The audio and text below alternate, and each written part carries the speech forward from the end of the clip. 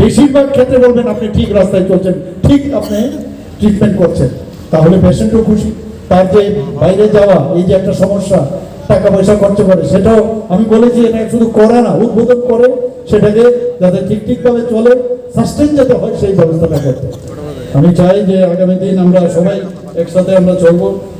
এবং এখানে আপনারা জানেন প্রধানমন্ত্রীজির একটা যে ইউনিটি মল, সব বিষয় উনি বলেন যে আমরা সবাই we should be all United.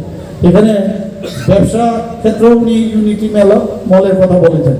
এখানে বাজারঘাটে আমরা ইউনিটি মল প্রায় 140 কোটি টাকা ইউনিটি মল, সেটা জায়গাও নির্ধারিত হয়েছে, কাজও প্রায় শুরুর পথে। সেখানে ওয়ান ডিস্ট্রিক্ট ওয়ান প্রোডাক্ট, আমাদের ত্রিপুরায় যে 8টা ডিস্ট্রিক্ট আছে, বিভিন্ন ডিস্ট্রিক্টের বিভিন্ন স্পেশালিটি প্রোডাক্ট আছে, সেখানে তার স্টল থাকবে। এবং অন্যান্য প্রদেশের যারা আছে তারাও কিন্তু এখানে আসবে। ঠিক সেইভাবে অন্যান্য প্রদেশেও ইউনিটি মল হচ্ছে, তো সেখানে আমাদেরও ত্রিপুরার প্রোডাক্ট সেখানে যাবে।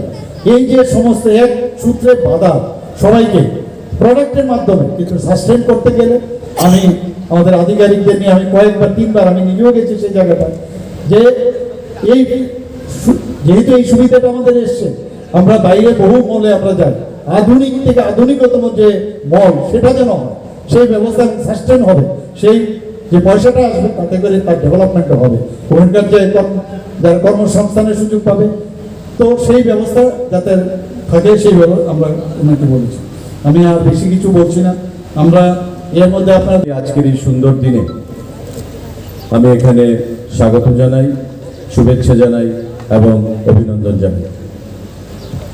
আমার মনে আছে এখনো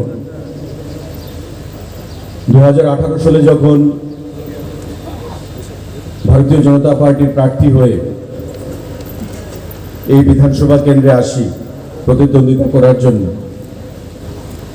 এই এলাকার জনগণ আমাকে বলেছিলেন যে আমাদের দীর্ঘদিনের দাবি এখানকার মহকুমা হাসপাতাল, এই হাসপাতাল আপনি করে দেবেন,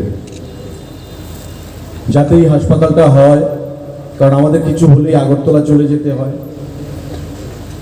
একটা কমিউনিটি হেলথ সেন্টার রয়েছে সিএইচসি, কিন্তু তাতে করে কোনো গুরুত্বপূর্ণ সার্জারি বা এমডি মেডিসিন, এমডি গাইনো বলুন, পেডিয়াট্রিক বলুন, যে কোনো ধরনের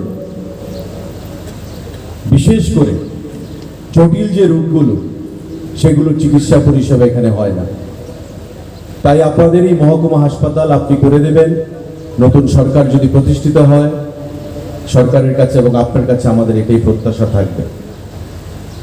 আমি কথা দিয়েছিলাম যে আমরা এটা করে দেব, কিন্তু মাঝখানে 2 বছর কোভিড প্যান্ডেমিক এবং পরবর্তী সময়ে 16 কোটি টাকার টেন্ডারও হয়েছিল। আপনারা অনেকেই জানেন সেই টেন্ডার যে কোনো একটা টেকনিক্যাল কারণে পরবর্তী সময়ে ক্যান্সেলও হয়ে যায়। মাননীয় মুখ্যমন্ত্রী যখন